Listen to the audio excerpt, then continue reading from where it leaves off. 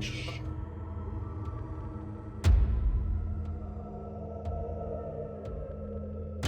That's wind.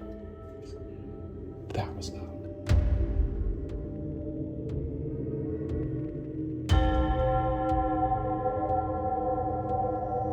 What can you tell us about the afterlife? What's it like?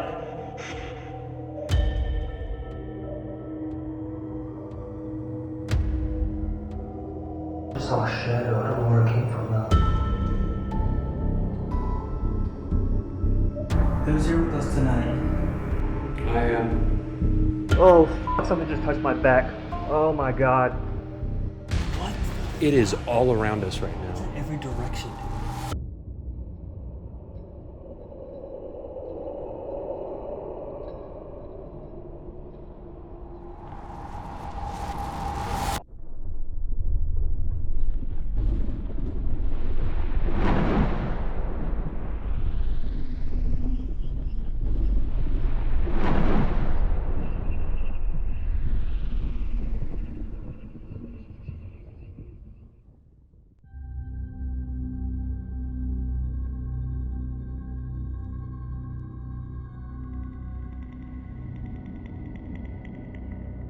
On the outskirts of a small mountain town in western Pennsylvania lies the remains of a former medium security prison known as SCI Cresson. The 326-acre facility, situated among the Allegheny Mountains, has seen various purposes over the years, all of which involve some form of treatment and reform for human ailments. Fragments of its history piece together tales of a place that saw a countless amount of people pass through its walls over the course of 100 years. In order to understand what makes this location so charged with paranormal energy, let's go back to 1912 when SCI Cresson was first designed as a tuberculosis sanatorium. Andrew Carnegie was known as a leading philanthropist throughout the United States, and during his last 18 years of life, he donated roughly $350 million to charities, foundations, and universities, as well as massive landholdings. The site where SCI Cresson sits today was originally intended to be used to build a mansion for Carnegie's mother. Unfortunately, she would pass away before the construction ever began, and the land would go on to remain idle. Eventually, the land was sold to the state for the sum of $1 under the condition a TB hospital be built on the grounds. The terms were accepted, and construction of Cresson Sanatorium began. The hospital began admitting sick patients in December 1912 and officially opened in January 1913. Construction was still ongoing at the time of initial opening, and patients were admitted into recreational and general purpose buildings until the cottages and wards were complete in June 1913. The facility would be completed in 1916 and go on to operate until December 1956 before being repurposed into a state hospital for the mentally disabled. Cresson Sanatorium treated roughly 40,000 patients during its operation for a disease that killed roughly 1 in 7 people it came in contact with. For many, this was their last stop. Dr. Flick was the son of German immigrants who settled in Cambria County, Pennsylvania. He attended college at St. Vincent's College at Latrobe, Pennsylvania, and at Jefferson Medical College in Philadelphia, graduating in 1879. After he fell ill with tuberculosis, he would go on to make it his life's mission to eradicate the infectious disease. His studies concluded that the disease was not hereditary, but contagious. He founded the Pennsylvania Tuberculosis Society, the first state organization in the county devoted to the elimination of tuberculosis. Dr. Flick was a tireless physician who practiced until his final year of life. He was a scholar, organizer, author, and historian. He would pass away in 1938. And the former Cresson Sanatorium would be repurposed into the Lawrence F. Flick State Hospital in 1956 in his honor.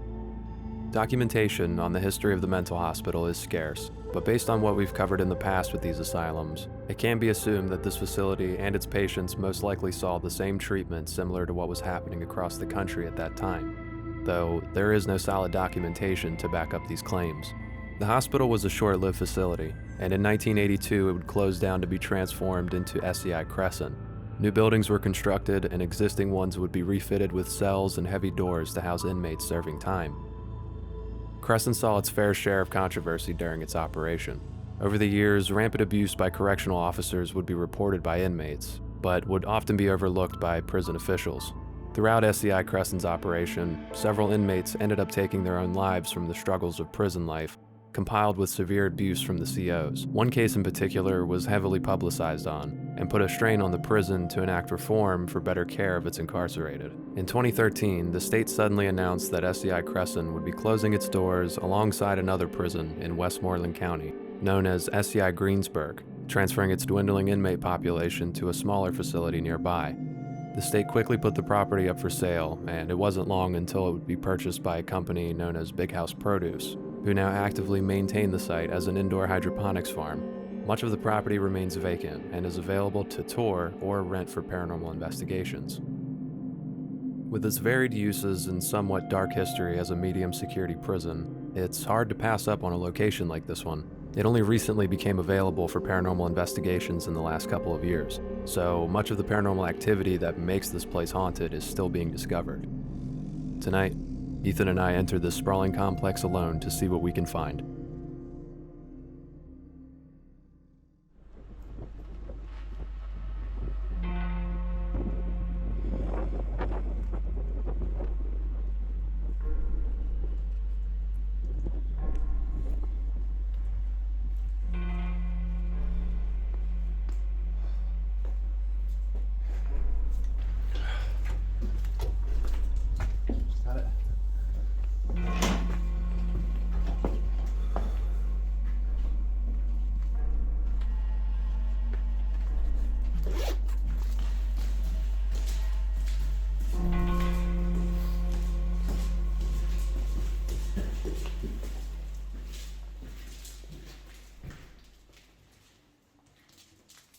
All the pain.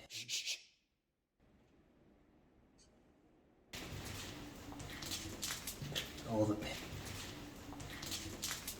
All the pain. To the window of the car. That was not a car.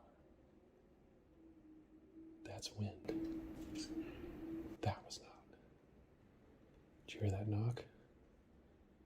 And I just heard a voice.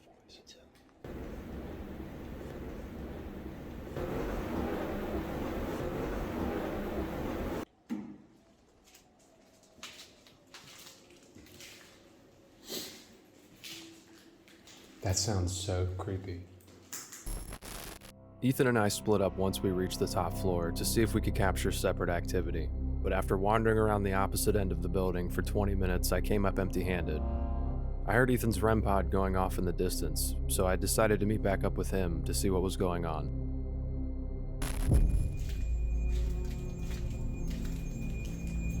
Are you good or are you bad? Whoa, this is a cool room. I'm getting responses. Are you? It said it's not human. What? It said it's not human. Asked if it was a boy, girl, no response. I said, are you not human? Were you never human? I lit up. Oh shit. Did you shed light? What you just told me? This is Mike, by the way. He's my friend. Hi. Are you okay with me being in here with you, or would you like me to leave so you could talk to Ethan by yourself? If you would like him to leave, make it light up green.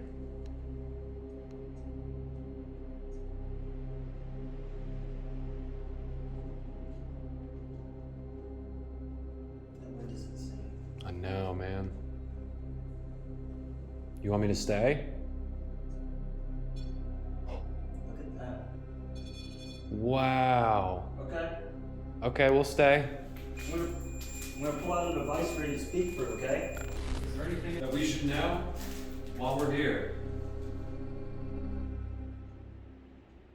You can come up and talk to us through this device that Ethan has in his hand.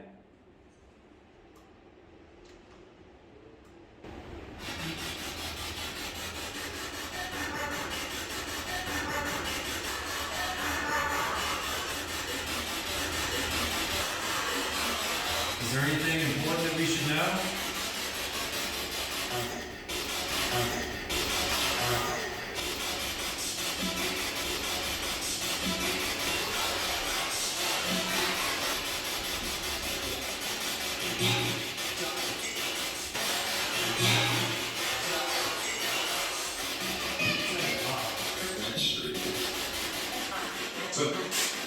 Go separate? You heard me. Oh, I got chills. Ooh!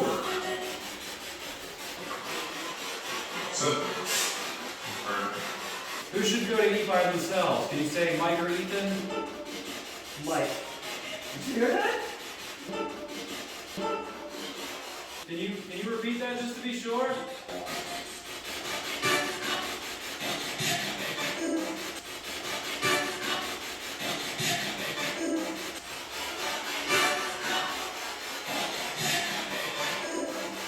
Say one of our names.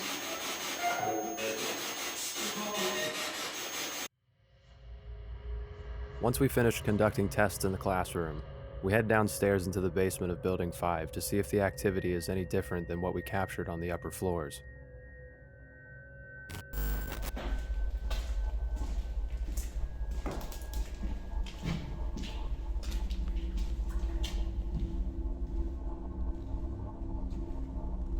Basement.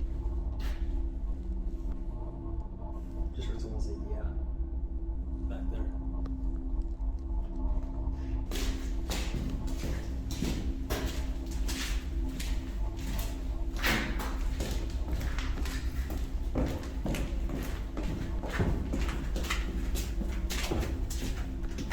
Oh man, look at this.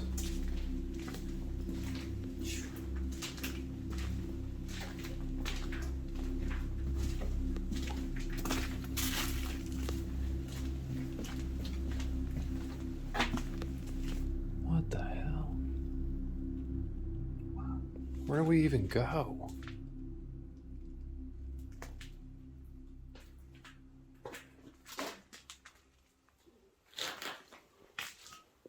Did you hear that? I did.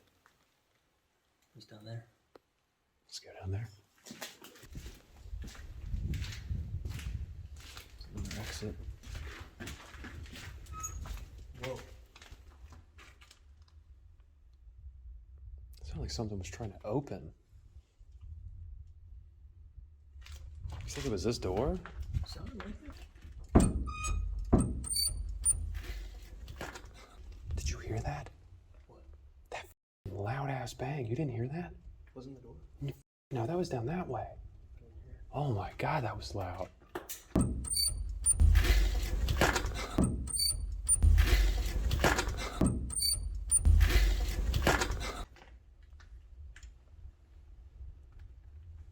Dude. Hello?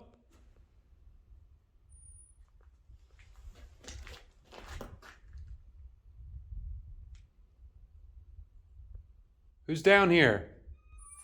Did you hear that down there? That's what I'm talking about.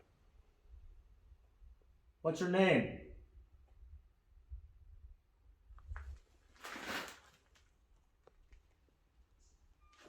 What the? It is all around us right It's now. in every direction, dude.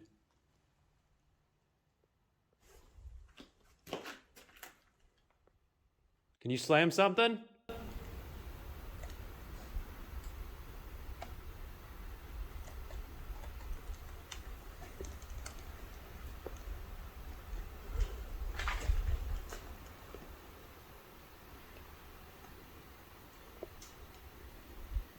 Where'd you go?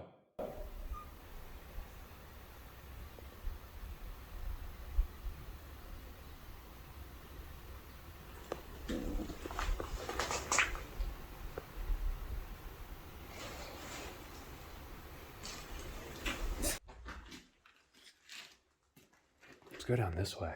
That's where we heard the noise. It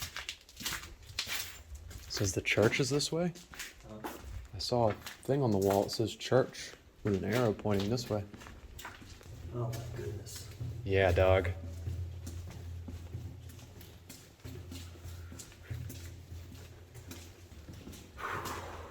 You ready to do lights out 30 minutes down here? I'm not. You're not doing lights out? Like, I'm not ready. Oh no. I'm gonna do it. I'm just not ready. Much of the noise heard in the basement could easily be attributed to the wind blowing through the halls. Rather it be coincidence that these noises began right around the time we go down there or not, I found it interesting that these sounds almost acted as a response to our presence. Regardless if it were a natural occurrence or not, it was still a nerve-wracking moment to stand in the center of that giant basement and listen to the sounds of things move around us alongside the voices of people we couldn't see.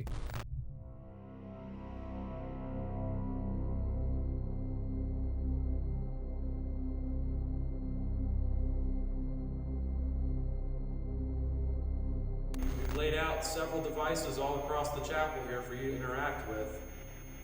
Some have lights and some don't, but I can assure you that none of it will hurt you.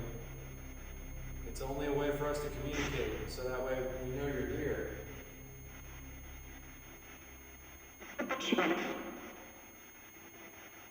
What can you tell us about the afterlife? What's it like?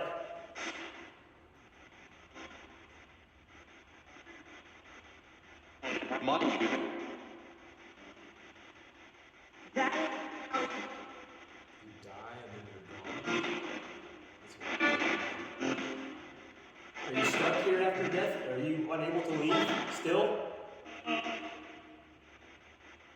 Is God here?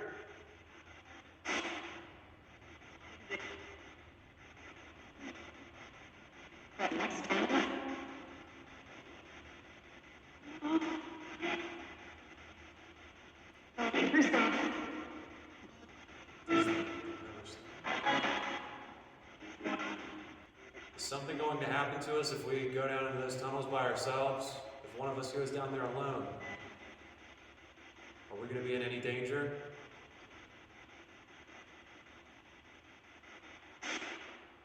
Would you go down there alone? I just heard a voice back there. Did you?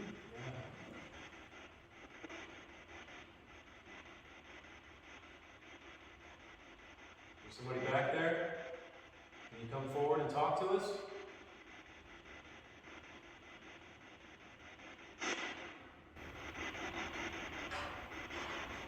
Whoa. What's that?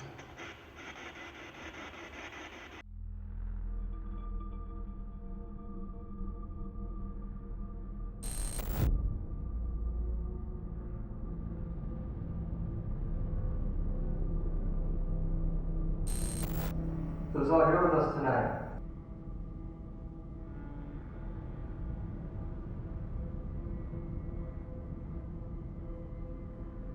Is there a Joe here? Ethan. You gotta leave here. Uh-oh. I just saw a shadow. I don't know where it came from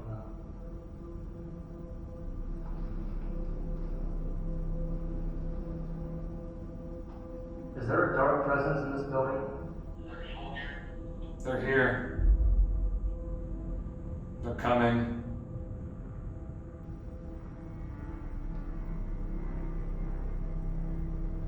What about them? Down. Coming for you. Do you want Mike and I to leave? Go downstairs. Keep saying that. Why won't you go down there? He's scared. I know. I'm not amused. Put your hand on him. Why are you still here after all this time? On Mike. Even after serving time here, you still are here after death. Why? I won't touch you. But go downstairs. Are you cold? I'm freezing.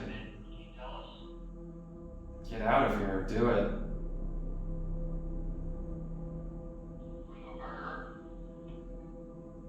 I have to do it. Overall, I don't feel like I gathered much information from this session. It seemed as if two or more spirits present were having a conversation amongst each other through me. Ethan and I then swapped positions to see what kind of responses we would get using a different vessel. Do you have any messages for any loved ones that are still alive today that you would like to get out?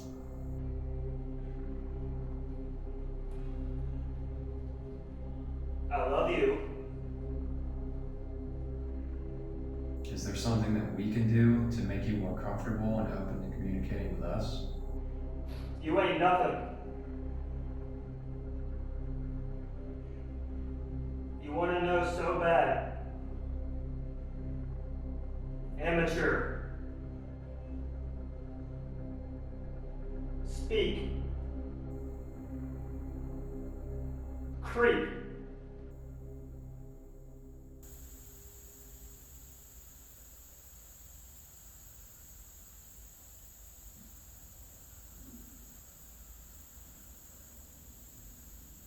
What the fuck was that?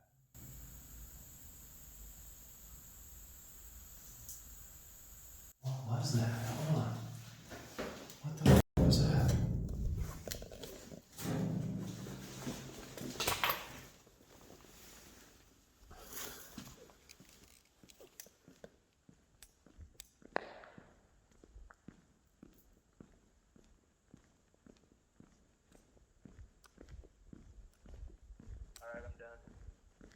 Holy shit, that wasn't him. All that noise I heard, that was not him.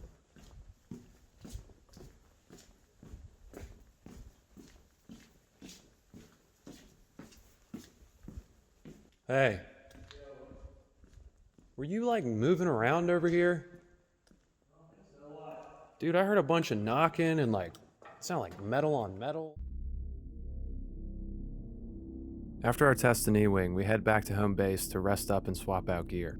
During this time, I left a couple of cameras running in the hallway of Building F just to see if anything could be captured on video or audio while we were gone, since this was the next stop in our investigation. This is what we found.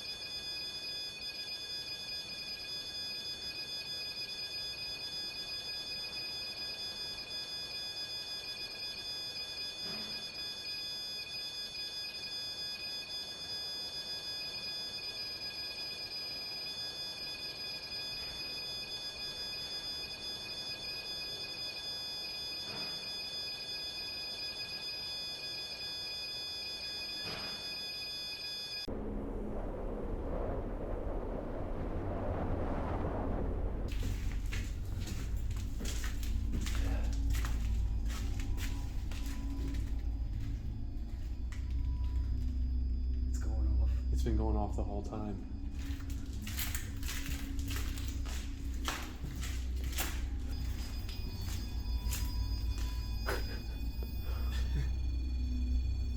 That's wild. That is so funny.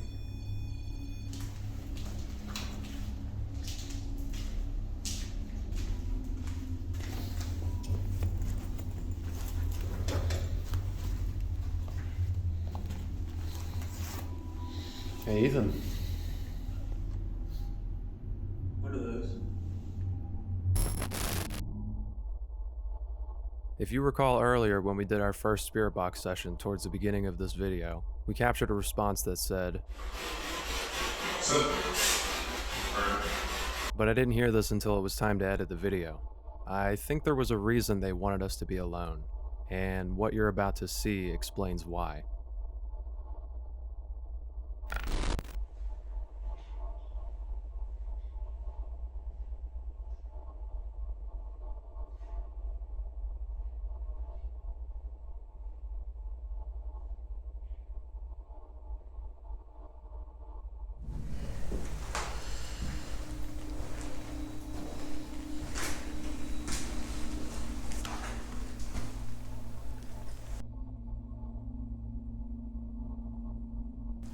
Alright, go ahead.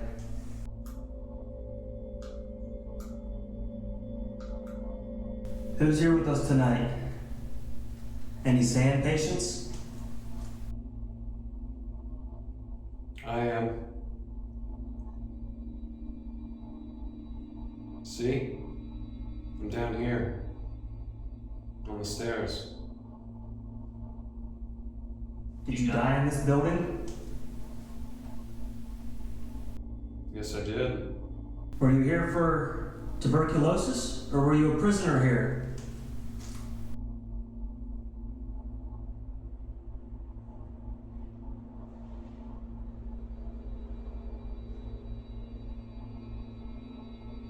Who are you with right now, me or Mike? Mike. Get out of here.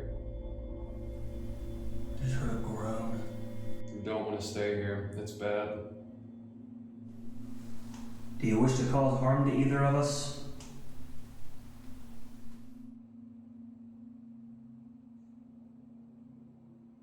Mike is very vulnerable right now. He's handcuffed and he can't see, and he can't hear either. All he can hear is the spirit box. Why don't you touch him?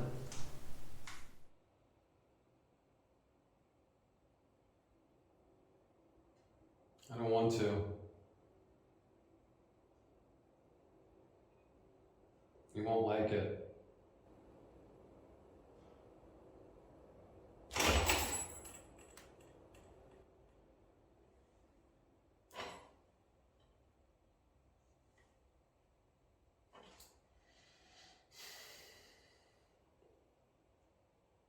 Something just brushed against my left arm. It's doing it right now. Something is literally touching me on my left arm. And then I just heard, "That's me." Mike is upstairs and I'm downstairs. You can communicate with either of us. Pick one.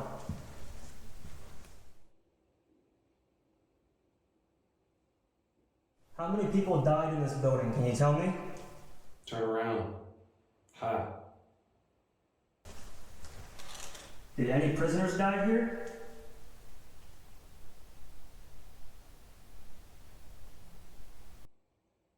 Me. Oh, someone just touched my back. Oh my god. Oh my god, I hate when that happens. They touched me just now. And why are you down here with me? Mike's the one handcuffed. After 4. You're lying. Yeah. Mike and I can leave. Actually, We're only here for one night. grab We're gonna her. leave pretty soon. Or grab him. So if you wanna really make yourself known to us, now is your chance. I think he's a threat.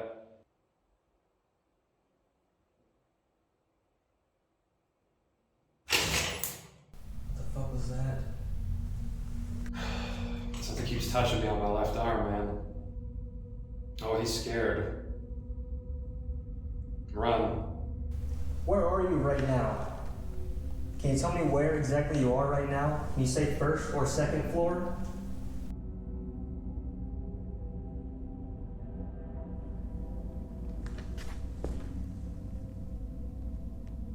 Dude, I'm hearing shit, seeing shit. I do not want to move from where I'm at right now. I am not going down there. Should I go deeper in the hallway? It's a courthouse?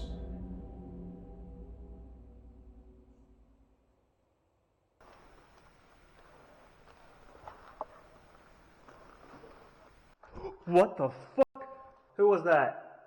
I just heard somebody speak right behind me. Who was that?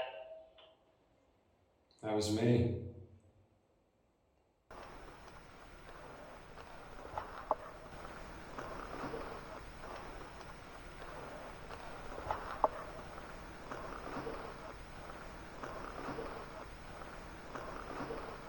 Oh, I don't like it down here, man. Bad company. I'm not gonna lie to you, I'm a little scared right now. I'm a little on edge.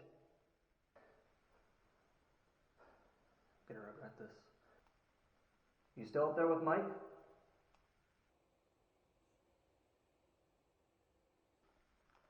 Why don't you touch Mike if you're really up there with him?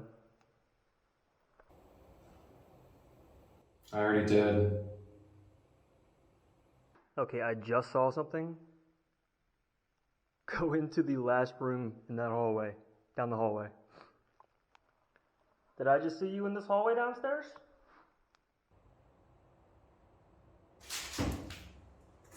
Someone just touched me on my ankle. That was me.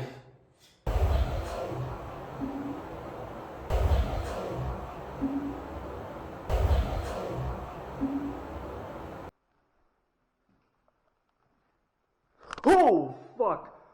Okay, yeah, this. This. Ooh.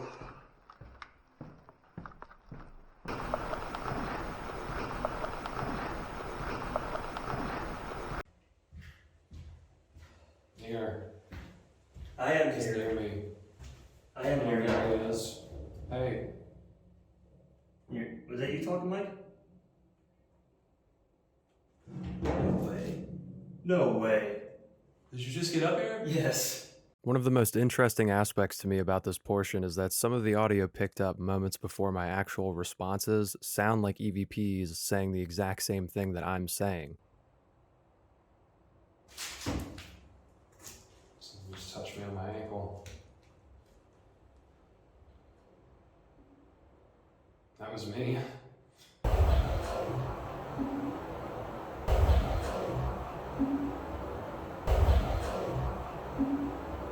I'm not sure if it's the audio bleeding over from the spirit box because it is playing at full blast on the headphones, but I wanted to mark them either way and let you be the judge.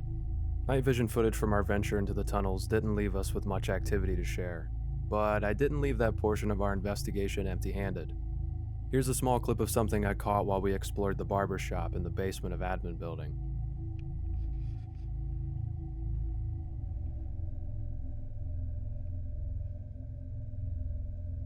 Did you see it? Now, in most cases I would just write this off as dust, considering the location and the conditions we're in while filming here. I combed through the entire portion of night vision footage frame by frame to see if my camera might have caught anything similar, and this is the only instance in 46 minutes of raw footage this anomaly appears. It seems to appear out of the darkness as if it were a head peeking around the frame of the door, just before ducking back behind the threshold, almost as if it was trying to hide from us. Its erratic movement and distance from the camera convinced me it could be a figure. What do you think it is? Let me know in the comments below. SCI Cresson is an interesting location. Its variety of buildings and maze of hallways on a sprawling campus is truly a sight to behold when you first step on the property. To really put things into perspective for you, after 15 hours of exploring, we only managed to cover 5 buildings in the tunnels. It's impossible to thoroughly comb through each building in just one night. The activity was few and far between during our time here, but the moments of unexplained events were intense enough to keep us on edge for the entire investigation. I believe the residents of Cresson prefer isolated visitors over groups. Anytime we would split up for any reason at all, activity would start to ramp up, only to settle back down once we were together. If you decide to give this place a run, I recommend doing a solo venture or breaking off from your team for a little bit to see what kind of activity you can get while alone. Most of the reported activity stems from buildings F and E, but the entire property has activity in various degrees. Overall, it's a great location that holds a mound of secrets waiting to be discovered, and I'm honored to have had the opportunity to help add to its allure with the evidence we found.